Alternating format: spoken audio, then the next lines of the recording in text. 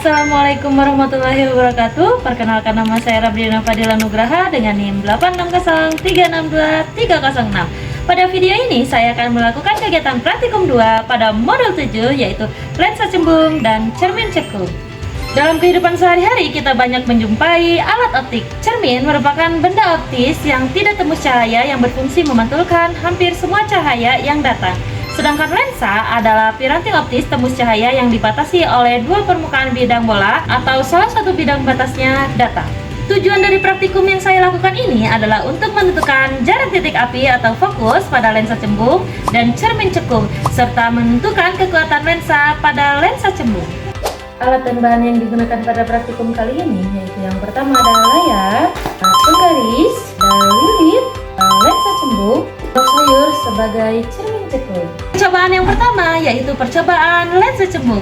Lensa cembung adalah lensa yang bersifat mengumpulkan cahaya atau konvergen. Pertama, susunlah alat dengan posisi lensa cembung diletakkan di antara lilin dan layar. Lalu, atur posisi benda dan lensa agar pada layar terbentuk bayangan yang paling tajam.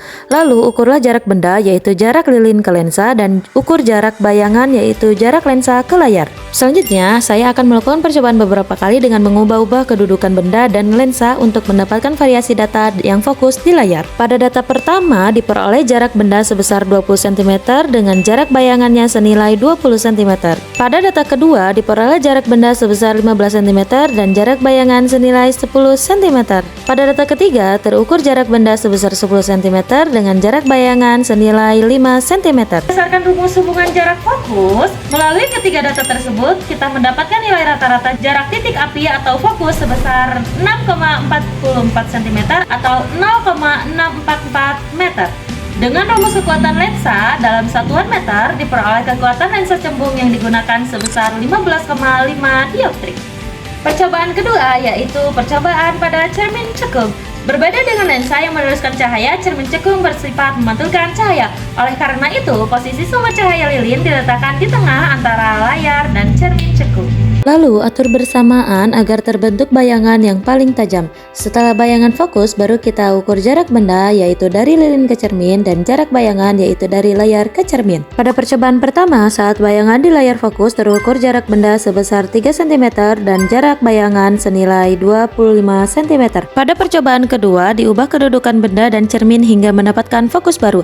Didapatkanlah jarak benda sebesar 5 cm dan jarak bayangan sejauh 15 cm. Pada percobaan ketiga, dengan menggeser kembali kedudukan lilin dan cermin hingga bayangan kembali tajam, terukur jarak benda sebesar 5 cm dan jarak bayangan sejauh 10 cm.